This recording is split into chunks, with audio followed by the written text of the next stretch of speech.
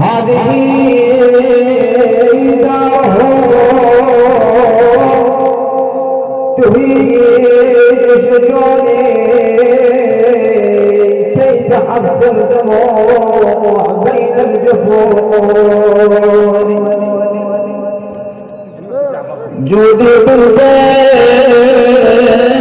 فوق خدي جودي هذه دار صحبنا يا عيوني بعد أمر الغريب وبما لا أطيقه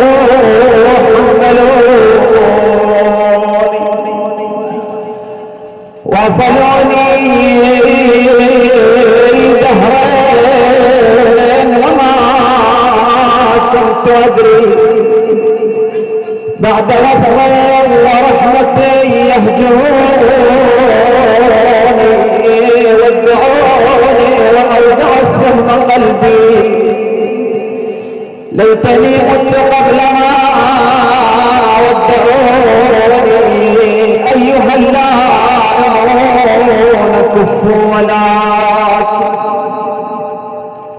بمصاب نفاق ذكروني تلك ذكرى تهون بها الرزايا وهي من أمهات الملون تركت زينب تنادي وحسينا يا ابن أمي ووالد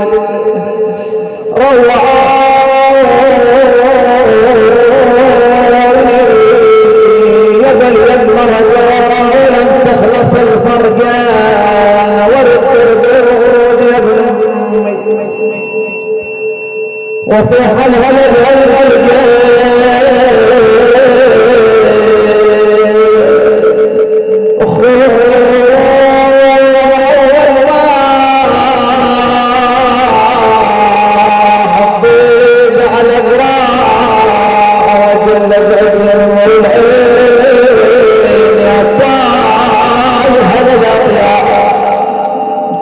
أنا ولا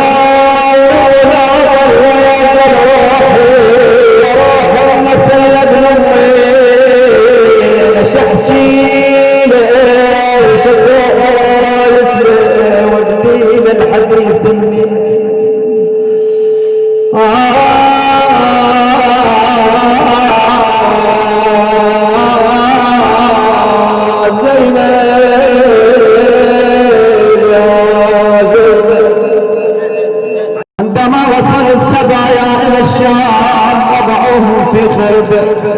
لا تقيهم من الحار ورقية تسأل عمتها عم أين والدي الحسين قالت لا عم زينب عم رقية أين أباك في سبع يا حبيبتي اذهبي والعبي مع الأطفال